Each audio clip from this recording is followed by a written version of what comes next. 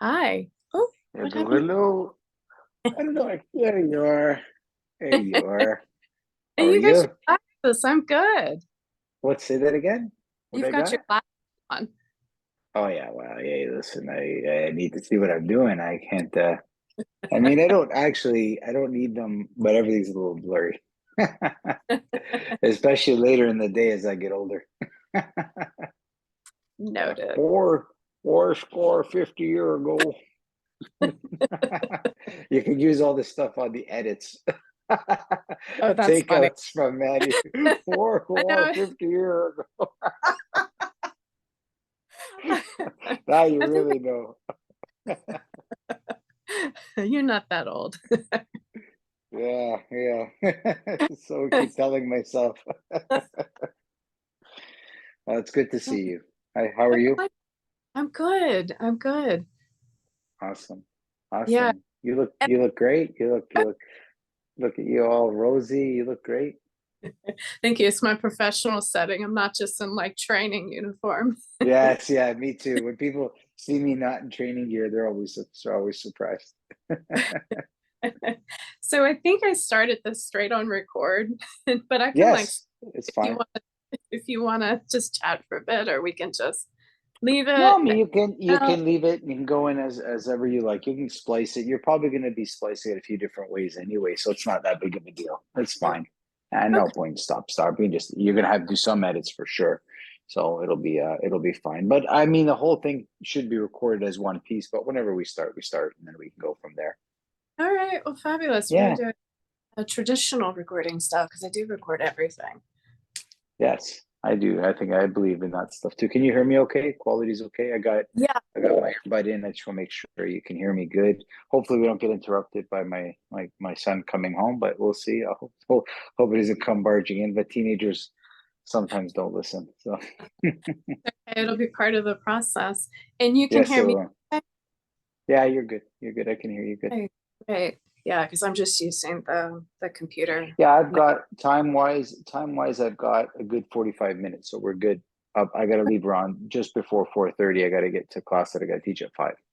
Perfect. Okay, we'll Yeah, keep so I got a good that. time. Yeah, yeah, well, but that'll be great amount of time. So All right. Well, shall we jump in? yes, jump right in. Ask me your questions. I mean, All right. introduce it. Ask me your questions, whatever you want. All right, I'm going to jump in. So, I'm Elizabeth Stein of Belly and Body Care. I have a holistic hands on practice in Roswell, Georgia, with intuitive coaching, specialized body care. And my today's guest is Emmanuel Manolakakis, if I got your last name right.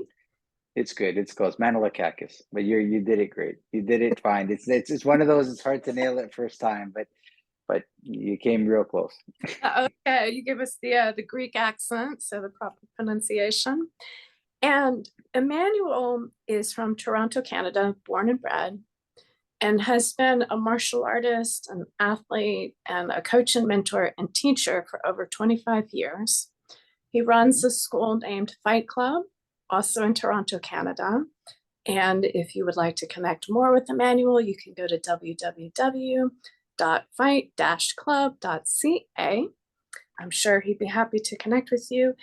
And I have actually not known you for very long, Emmanuel. I met you February of this year Mhm. at a Systema seminar. And Mhm. for those that don't know, Systema is a Russian martial arts. It's used quite specifically by the special forces, hundreds of years old.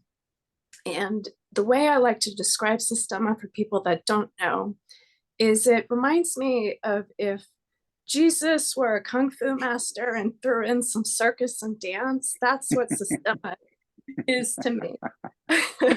Nice. Uh, I love how we all see it in our own ways in our minds, how we relate to what system is. And I heard so many people express it in so many different ways. It's awesome. Yeah, it's awesome.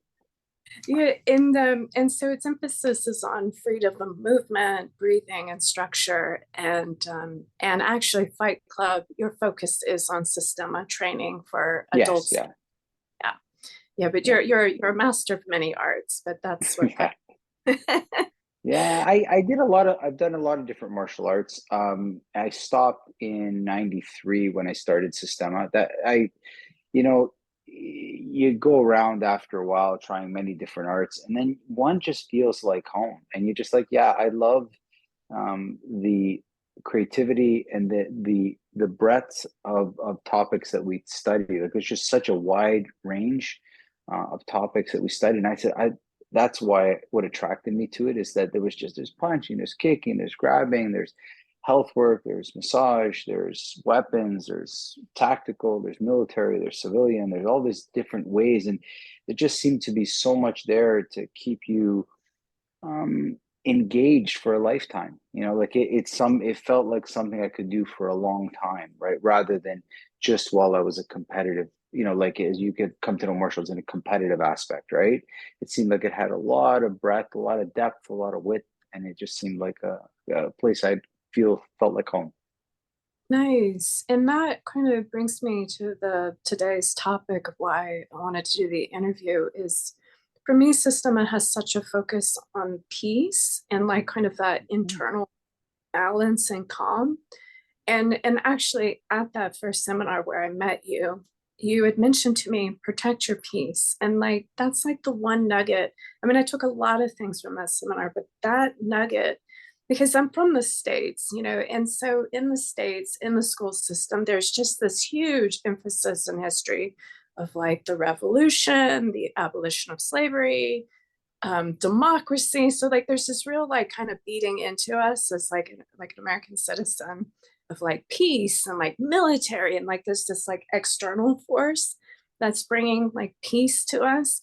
And so when you said like protect your peace in that class, I'm like, wait, whoa, wait a minute. This isn't like just me. I mean, even though it's sort of a maybe a little bit of a military with like the martial arts side of it, even though it's not military, um, it just got me thinking about kind of like from that macro version of like history and externalized to sort of the micro version of like home life and internal emotional and mental states.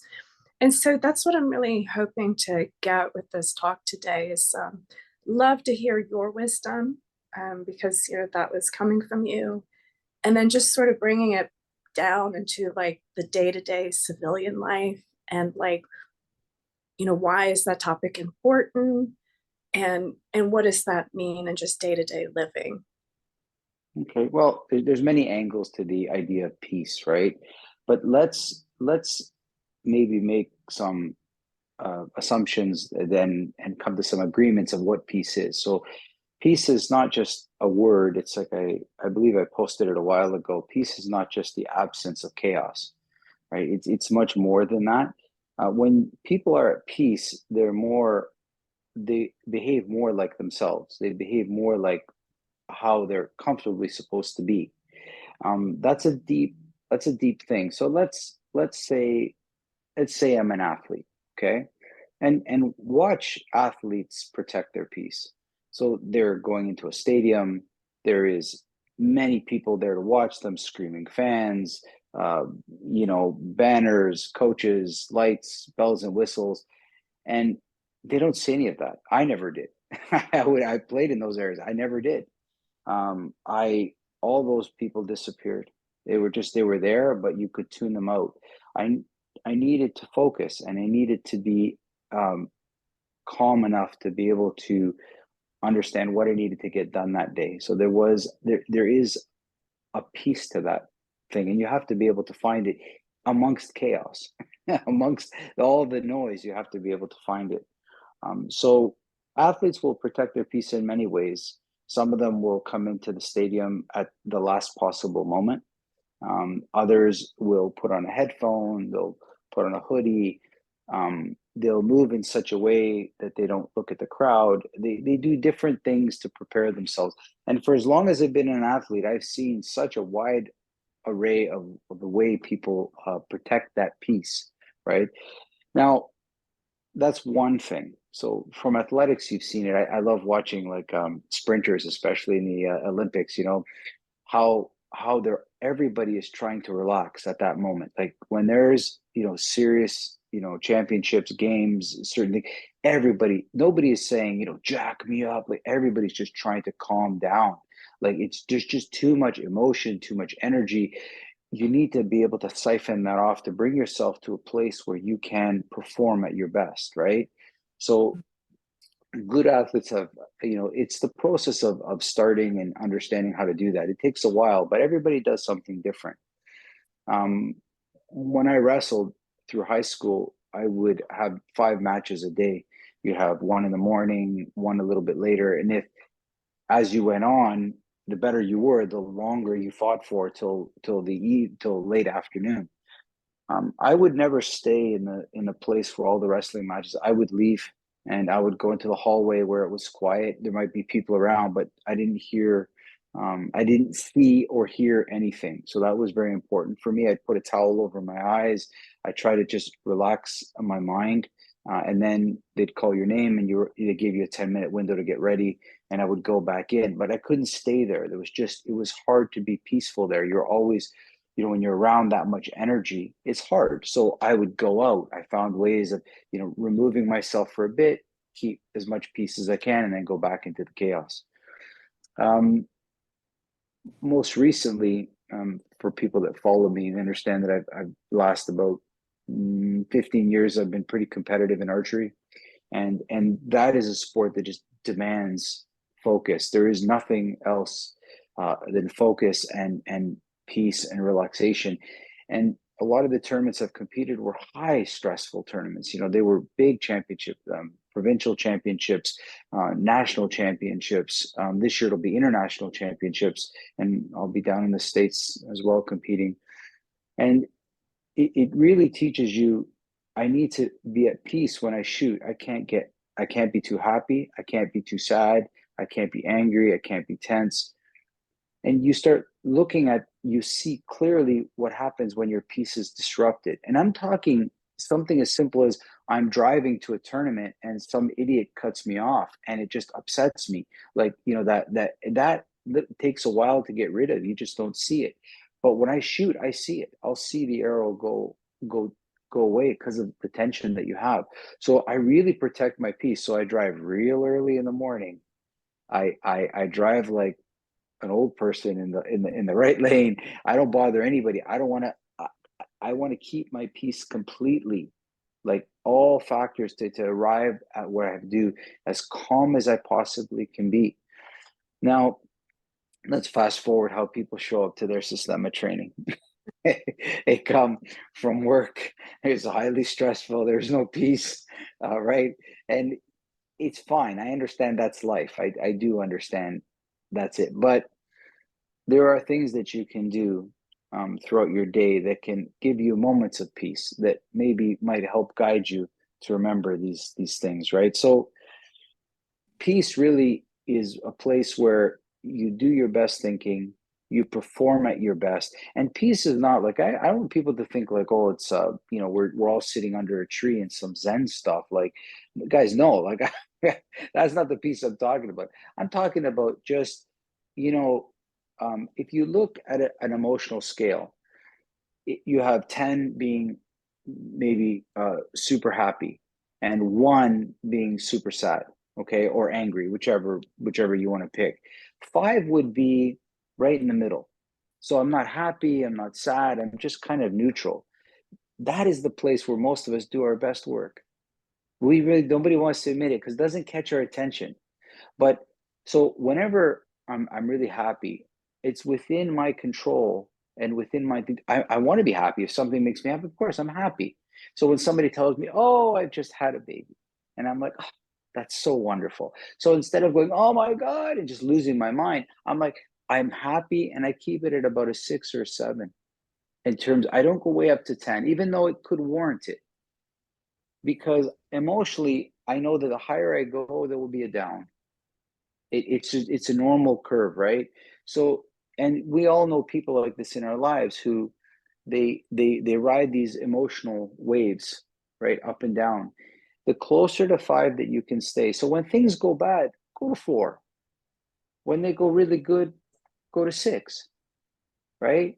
So what do I say? Congratulations! Oh my God, you've had a baby. That's awesome, but it's a long road. right?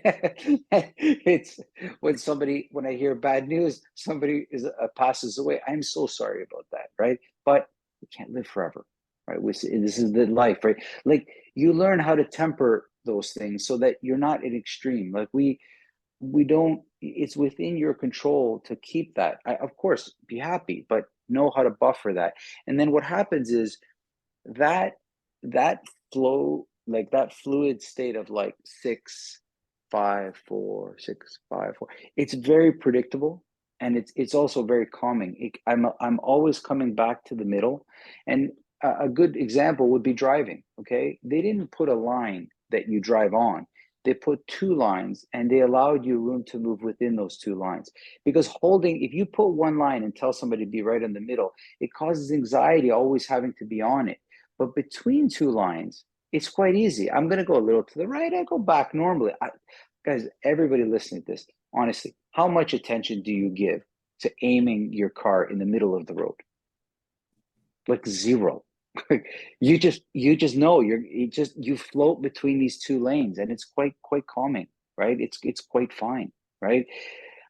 This is how we should ride happiness and anger and sad. Like, just it's there. It's within your control to stay in these lanes, and understand that when you go outside of them and you go high up in terms of, and it happens. Of course, it happens. Something can be quite sad or something, of course.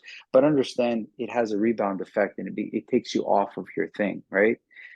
So peace is that middle line. It's not happy. It's not sad. It's right at 5. It's where we do our best work, and I try to stay there as much as I can. So when you're training, of course people will upset you or do something you didn't like or say something you didn't like or bother you some way. Temper it, saying, well, we have some good partners, we have some bad ones. Right? We have some good days, we have some bad days, right? um, and it's it's funny. The way we talk to ourselves is means more than what happened. It's how we said something to ourselves. You can't. Life is full of troubles, and we have to learn how to communicate those troubles in a way that brings us peace, right? So, um, the topic of peace that you're talking about, Elizabeth, is just huge, right? And it has different meaning for everything. Like, not a different meaning, but it means your authentic place where you can do your best work. And if I could share a few stories that before I understood how important this was, I've had the luxury of training at some amazing facilities across Canada where you find the highest level of athletics you could find. And when you watch Olympic athletes training really hard, but so peaceful, it's nothing like the local gym. Nothing. There is no grunting. There is no, like, silliness. It is utter focus and calmness. I need to do something. It's very, very, like, kush, and it's contagious when you're around that stuff. And they always protect themselves from injuries, from all, like, they're always looking out for those things. And that peace to be able to perform at your best must be sheltered. Now, on the other side, I also met some wonderful actors. They're like stage actors, like Shakespearean stuff, and also singers that were like opera singers, not heroes in Europe. I met them, and their day was incredible. I've never seen a day like it. They woke up late.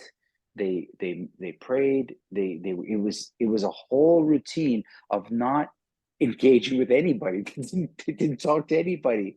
3 o'clock comes, and they went and they prepared for being on stage. It was a whole, like, their 3 hour play, their 3 hour performance was an 8 hour job to prepare for that 3 hour performance. It was everything from how they slept. No, I don't talk to anybody.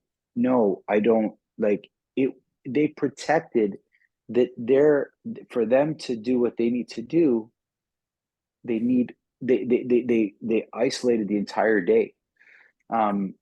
Just recently there was a pitcher for the Toronto Blue Jays here, and he didn't have as good a normal game as he normally had. So in the interview, they asked him what happened, why you were good but not as good as you normally are, and he said, I only got what did he say? I only got 10 hours sleep instead of 12 hours sleep, which is my normal sleep pattern. I'm thinking 12 hours. I I think everybody at the conference was like 12 hours. Like even the reporters were like, what? And he goes, I know it sounds funny to you guys. He goes, but I'm a pitcher and all eyes are on me. And every pitch can be the difference in a game. And for me, on the days I pitch, I need that's how I rest my mind. And he goes, I just didn't get that sleep. It's fine. Something bothered me. And so I was out of my routine by 2 hours. So then I started thinking to myself, okay, so I normally get 7 hours of sleep. So if I got five, I would be like that. I would be a little off too. So in relation to what he's done, but for that person, peace meant that was a big part of how he attained his peace to be able to pitch. Each of us is going to be unique like that, and we will have our peace in different ways. Some people will like to go for a walk outside. Some people will pray or meditate. Some people will have a different routine that keeps that peace, but everybody should be working on that, right? And then when you find it in like an ideal situation, like just your day-to-day life, then we need to try apply this in martial arts, because I mean, you're gonna walk through some pretty dark places and dark people, and you have to be able to carry your peace with you. It has to go with you, right? I heard somebody describe Systema once as action yoga. I was like, I thought that was awesome. I go, yeah, I guess I could see that, because they're so relaxed from poses, but we're actually like, people are attacking us. So it's like a yoga class that went bad, right? Kind of a thing. It's like, and it's funny because we're laughing, but there are moments where I actually felt that way in other sports where it was like, like some people know I played rugby as a good part of it. That's a pretty physical sport, but there were some games out there where the teams knew each other quite well. We had the players played in other leagues with each other, whether they were on the same team, and it was just this game where everybody somehow knew each other, not in a bad way, in a different way, and the game became like high school gym classes playing each other. It just became this like, you know, goofy, fun, physical, grind your elbow into somebody's back and laugh about it, spit on a guy and just became like WWF. And it was so much fun and so peaceful to have this. So it goes to show you that in many ways you can find peace in even humor, even in fun, and also through some dangerous stuff as well. If you can train yourself to keep it with you, right? Now, a lot of the great teachers we have in Systema obviously are very spiritual, so that is a big part of how they carry. And I as well. That's one of the ways I carry my peace as well. I spend some time with prayer every day, and it's like a light in me. And yes, it's one of the things that I do that I think is important to have something. I don't really care what people do, but I think if you're a person with any big responsibility and in a place where that is a regular occurrence, spirituality usually goes hand in hand. Um, so peace and understanding how to and how to find power in there is important. Is to understand that. So I've tried it out. Like I've been angry and competed, and I knew the result. I've been, maybe not too relaxed, maybe too calm, and realized the errors that happen when you do. That's usually when people injure themselves, right? They're not, And then when you're angry, you tend to you with anger. It's funny. You can actually be quite successful and angry, to be honest with you, even as a fighter. Problem is, it's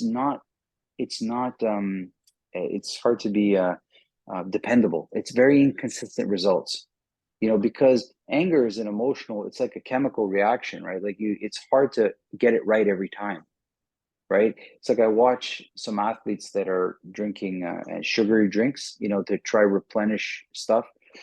That's a chemical reaction, and it's really hard to get it right every time, right? But peace is quite different. You can get it. and it's very predictable. When I'm at my most peaceful, I clearly can show you in my archery matches how consistent I was. And in fights that I've been in, when I've actually been at peace, I never have any regrets. It's one of few times, like there, when I'm angry, sometimes I'll do stuff that I regret. It has some regrets that come along with the anger. Um, but with peaceful work, when you study how to be like really good but peaceful, very little regrets, very consistent results, and it's just very forgiving place to be, if you know what I mean. Like I remember a long time ago somebody said, I pick my weapons by how forgiving they are to me. Like, so when I'm not that good, this weapon still is okay. And I thought that was a wonderful way of looking at it. Like when I'm at peace, I can still be dangerous. I can still be great at martial arts, and with no regrets. I can stop when I need to stop, and that's always a wonderful attribute. And a good example of this piece is watch that fight with George Foreman and Muhammad Ali, the old one in Africa and Zaire. So here's big George Foreman destroying everybody. Here he is beating on Muhammad Ali for 6, 7 rounds. Finally, Muhammad Ali turns the table, gets him with a good combination. Here's this big man, and he's finally crumbling, but he's falling, but he's not down yet. And there's Muhammad Ali. He could line up another 3 punches and hit this big man, but he didn't. He just sat there and watched him fall like this. And he was so at peace with himself. He knew that this big man was going to fall, and he did exactly what was necessary. And I thought that was it said so much about, and again, another very spiritual person as well. He was, I mean, you got to get past his mouth, right? He was an entertainer too. But what makes him great is, to me, it's how at peace he was when he fought. Even though a big guy was beating on him for 7 rounds, like really, I mean, George Foreman he was a bodybuilder. He was huge. He was just, what he was doing to punching bags and warm-ups was, he was caving them in. Like, could you only imagine what that's going to do to your body? And Muhammad Ali took that for 7 rounds. And then finally, he was still at peace when he beat him.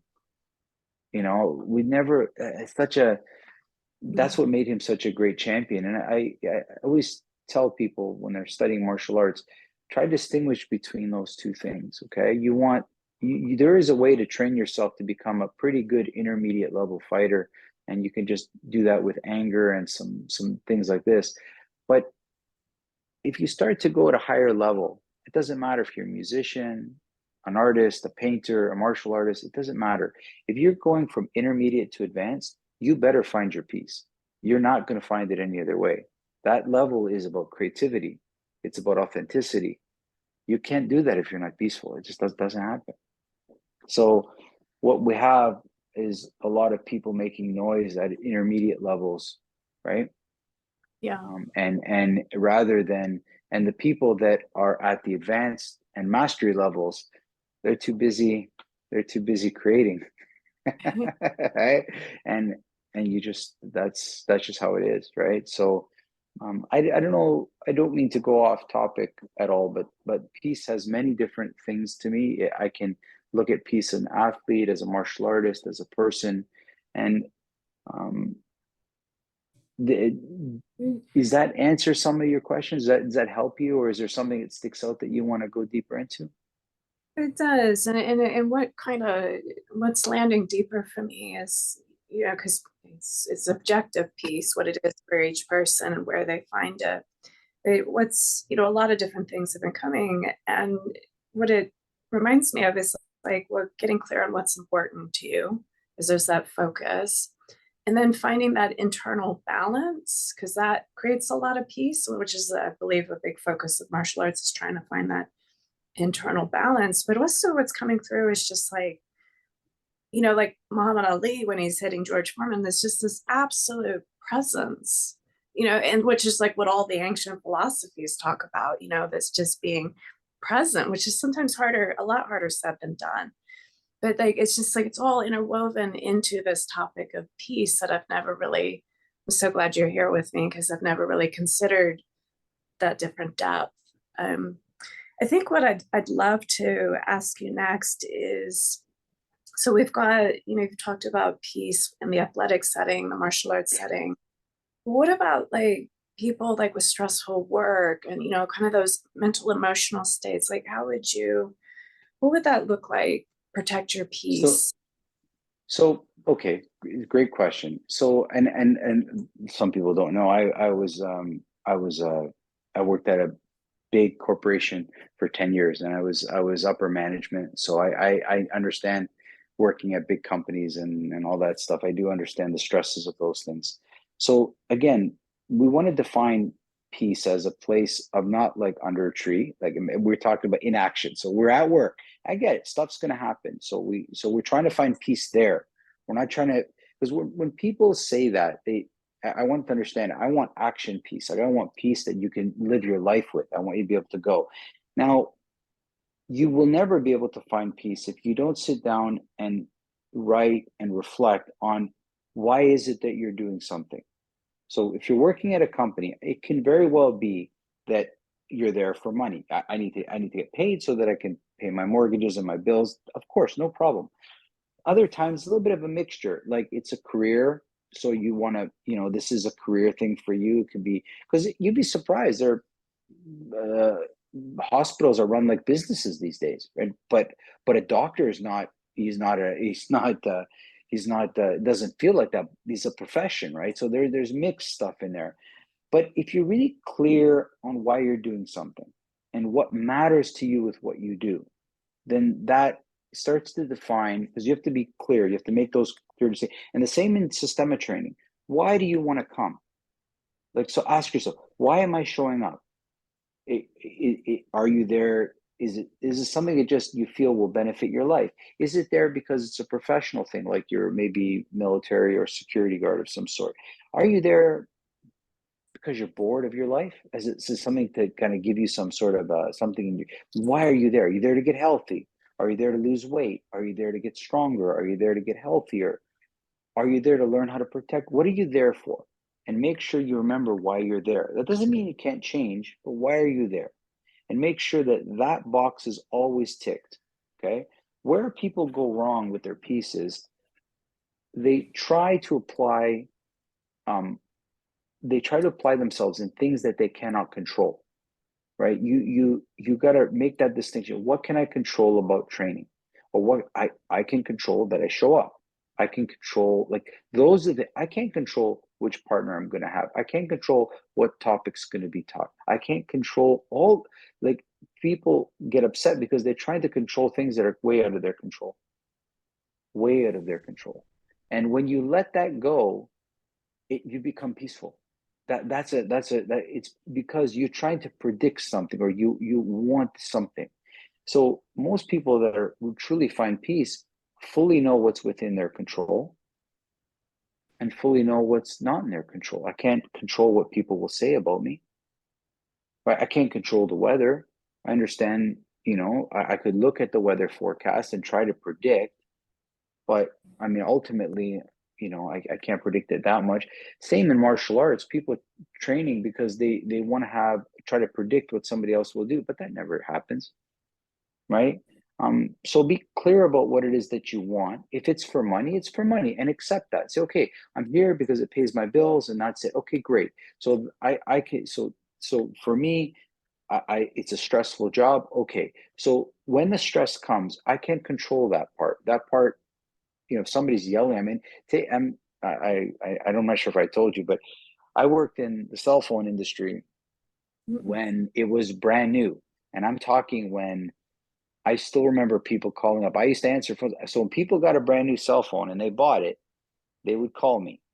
Okay. So there was when I was started in this business, there was only 50 people in Toronto that were answering the phones, explaining how to use your cell phone. By the time I left 10 years later, it was 10,000. So Wow. just to give you an idea of how cell phones look. So cell phones were the size of a brick. They only made, not sorry, they were the size of a suitcase. They made uh, just phone calls, no texts, no internet, no nothing, just phone calls. And I still remember people calling and yelling at me because they were upset that they had to press the send button. Why do they have to press send? It's not like their home phone. Everything was compared to their home phone. The call hung up on me. Well, no, it's a wave. It's an analog wave. It got cut off. Oh, is that going to happen all the time? It'll happen once in a while. And people would be yelling at you. I can't control that the person yelled at me. He wants to yell at somebody. He's got to yell at me. I can only control how I will respond. And I saw people do that job, because you have to remember here, Liz, I answered 10 calls an hour, 8 hours a day. That's 80 calls a day. I would say 80 to 90% yelled at me. So my entire day was people yelling at me. Okay, so think of it. That was my job, yelling. And it was like that job taught me so much about people yell. Look for the 1-2 words, try to figure out what it is that they're yelling about, and then solve it as fast as you can. But don't get caught up on the yelling, because I can't control that, right? Now, when people say protect your peace, first know why you're doing something, and then understand what you fully can control. Don't try to control things that you can't control. That's it, straight out. It's straight. That's one of the simplest ways to understand your peace.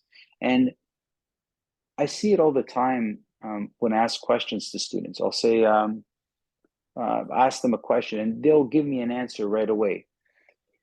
When people answer right away, they're basically, this is a sign that they're not really listening to the question. A proper way to answer, if somebody asks you a question that's very, especially a simple one, is to say, so am I happy? The honest response would be, yeah, I'm good, right? That would be the honest one. Some people would say, that's an interesting question. I'm going to think about it for a while. There's many different levels to happiness. And we come to realize that answering a question quickly is just like a to-do list. Let's get it done, but with no great detail, right? When I ask myself questions, I give myself at least a week to answer it, because the answer will change. And then I finally get the right one, right? I finally kind of get the right answer as to what it is. And these simple ones are very good. So a good practice of minimalism, because we usually have too much in our lives for us to even see where the problems are. So get rid of things that you don't need in your life. It can be physical things like clothing, just so you can see what's in your closets. Get rid of old thinking. It doesn't serve you anymore. It was of value to you, right? It was of value to you 10 years ago. It is not of value to you now. Get rid of it, right? Clear your mind, make room, actively get rid of stuff, because people hoard books on their shelves and hundreds of books. And for what? You've read it. Did you read it? Maybe in most cases didn't even read it, right? So a good practice of getting rid of throwing stuff out is not so you're not a hoarder. It's so that you make room for new knowledge, right? By getting rid of stuff. And then a good practice of journaling, which is just writing every day, just writing about what's on your mind and where your mind is at. And you realize maybe you're not at peace, because when you're at peace, you write quite nicely, right? You reflect quite nice. So I always have had a practice of trying different things and writing about them, and trying to get rid of stuff that doesn't serve me. And I can change. It makes me change quite easily, and it gives me great peace, which peace to me translates into creativity, translates into happiness, translates. So when people watch me, when I'm training, they're saying, how did you see that? Or how did you know that? I said, because I'm at peace, I can see what's happening, and it was many, many great mentors in my life have had those same attributes, right? So for people listening, let's try to get some solid anchor points when we're trying to investigate peace. And the anchor points would be, why are you doing something? And if you don't know, take a week and think about it. Like, are you really coming to martial arts to kick somebody's ass? If you are, that's fine. But take a second, right? So watch this. So you see people training all the time, and they're doing these kind of dangerous moves, right? Like they're pretending that the person is an attacker, and and I'm the hero, they're the attacker, so I'm gonna put them down, right? Well, and people look at that and think that's quite normal. I said, okay, so imagine if I went to class and I said, if I grabbed somebody and I just held them and I started dancing with them and said, well, I just want to practice some dancing with you. And they'd be like, that's weird. Oh, that's weird, but that's not weird. Why don't instead, when you attack me, I study how to deal with you as a good person and make you stronger? Would that not give me more peace? Would that not let me when people, is that not a higher level of martial arts? Is somebody that's angry at you, dealing with them and making them better? Is that not, I don't know, seems to me like that's the work I've always seen Vlad do. That's always the work I've seen Michael do. Are the great teachers. That's all I've ever seen them do, is make somebody that attacks them in training and make them see where their problems are so they can become better. Never pretended you'd be an assailant. I never felt that once, but yet they hit me very hard, right? So these ideas have to start to morph into different things. I want to deal with real things. I don't want to pretend people are attacking me. I want to somebody to do something to me, punch, kick, grab, whatever they want, as who they are, and let me try and make you a better person. Let me try and make you a better, stronger, happier person with my application of martial arts. That I love to do. And you've seen it firsthand, right? And so these kind of ideas of peace touch on the spirit, they touch on the mental, and they touch on the physical, right? But most people are looking for just a physical explanation, but it comes from mind, body, spirit. It comes from all that connection. And if you're not touching on all three of those, you're nowhere. You're definitely not at a high level. You'll be at a lower and a beginner intermediate level. And if that's where you want to be, that's fine. But don't wonder why you're not able to touch those proficient levels.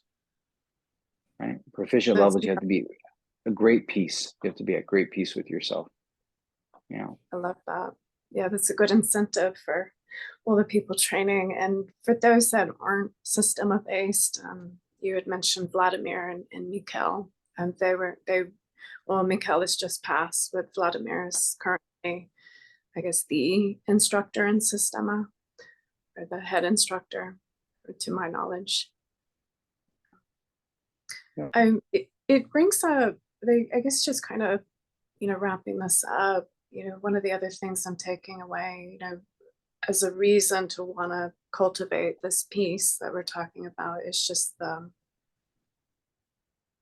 like the mental clarity, like you talked about, like, possibly getting rid of more physical stuff. And I think to myself, like, in my own growth and journey, how comfortable certain feelings or mental states or even objects had become. It's almost like they become a part of you.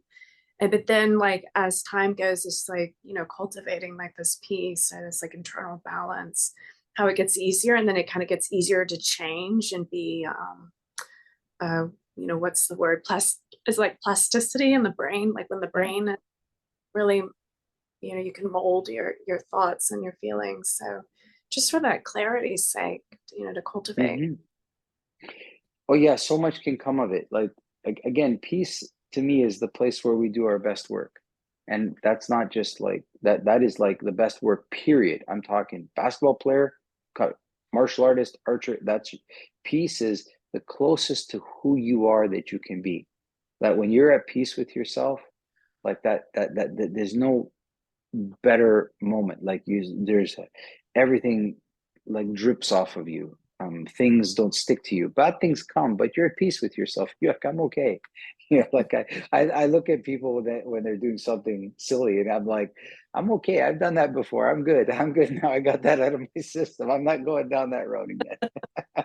And it's like it's a laughter. It's because I know clearly what brings me peace now in my life. It's it's working with great details in everything I do. The more detail I can work, whether it's breathing, whether it's archery, whether it's Systema, whether it's teaching, whether it's training, it's as much detail, food, my healing, my sleep. Oh, like, every, like, more details you see, you start to become more at peace. And it's so beautiful, but it takes time. And I just tell people, start slow. Like, there's this idea that people rush through life because they want it all. And I'm like, why do you want it all? Do you want it all, really? And I gave you that example before about a buffet. I go, you can have it all at a buffet. You really don't feel happy afterwards, do you? Why the hell would you want it all? Is my question, right? All You right now. know, Yeah, come yeah, back like, take later. your time. Yeah, like, just, but enjoy it is all I'm saying. Is it should, like, when I'm learning, I find little bits of information. I'm happy for weeks with little bits, and I see people that get big chunks and they're still not happy. But that's the problem. Like, everything that you change has an effect, and if you don't take the time to appreciate, how will you know what caused the effect? Like, the more moving things you add, the more things can go wrong, and you're not able to find out what was good or what was bad for you, right? One of the nice things about fasting and cleaning your diet out is that when you introduce foods again, you can really see the effect on your body. You can see how, whether it gave you energy or it upset your stomach, you can see it. But when you're just eating all kinds of stuff, you don't know what caused the problem.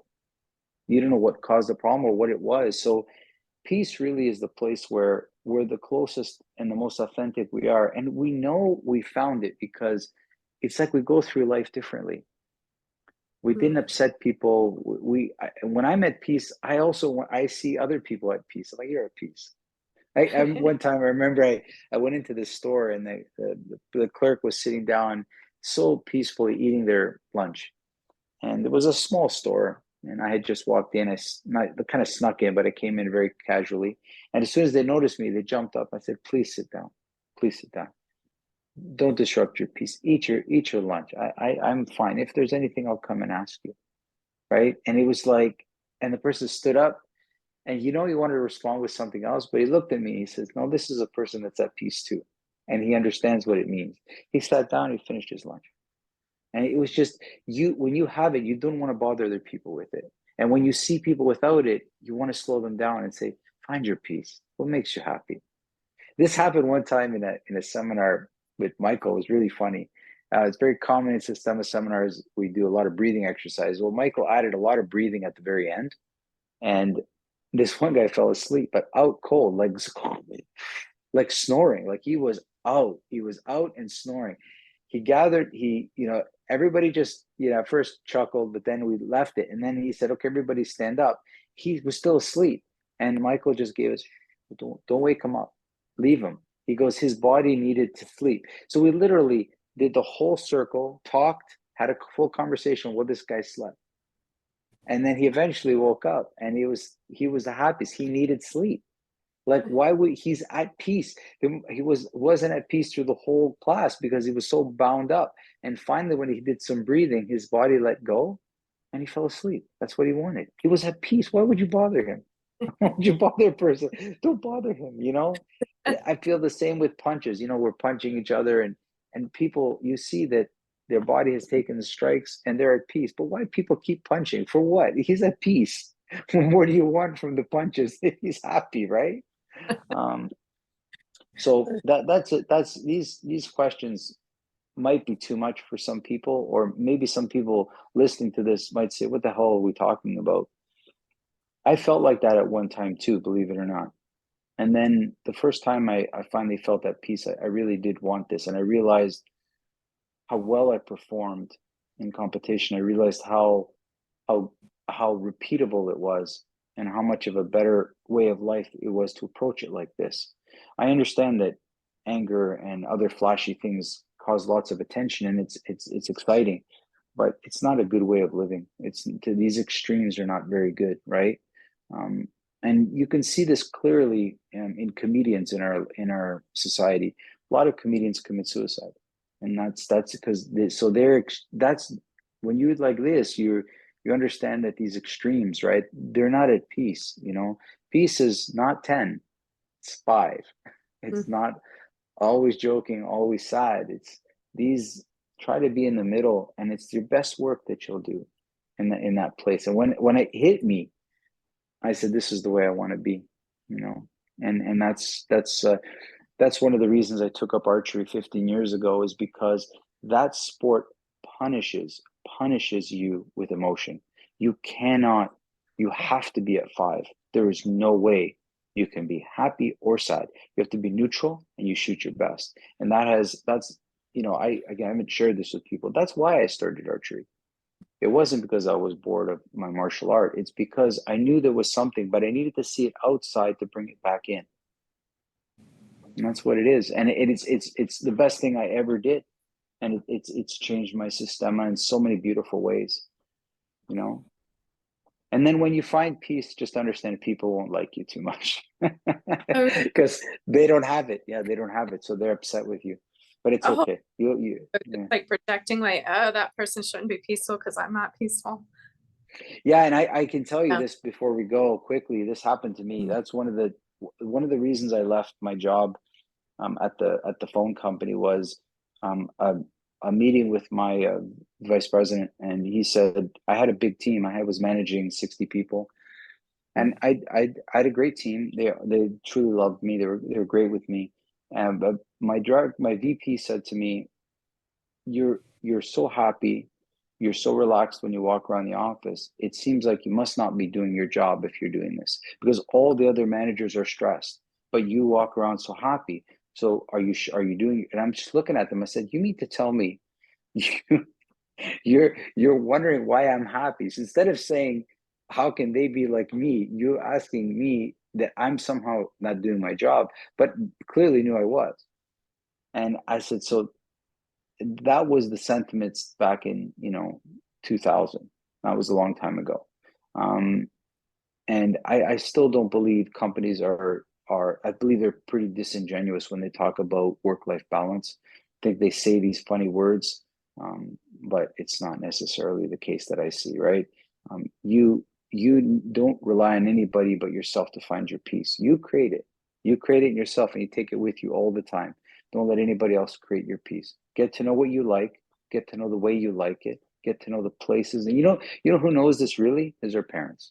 They know when we're happy. And that's what I told my kids. I don't care what you do in your life, but I know when you're happy. And when you're happy, I'm happy. I mean, I don't Mm. want you to worry. That is, and as a teacher teaching students, it is that I'm looking for. When I watch you fight, when I watch you training, I want to see you happy. Otherwise, you're not being an artist. You're just, it's not that. If you're a musician and you're on stage, I want to see that you love to be on that stage playing your guitar, singing your song. I don't want you to be anything else. If you're not, stop doing it. Stop Mm. doing it. There's no point, right? And this is the most important thing. So, big topic. I hope we touched on it a little bit. Hope we touched on it in a good way. Yeah, so many memories of peace in my life. So I hope I shared some of them with everybody. Well, thank you so much for taking the time and these juicy tidbits. And I yeah, hope so. go to our websites if you want to find out more about us. I'll Yeah, yeah. put in. Thank Or you any again. other topics, that come up. Yeah, We more than happy to talk more about them with you. Okay. absolutely. Okay. Awesome. Thank you so much for having me. Thank you. Bye, everybody. Bye.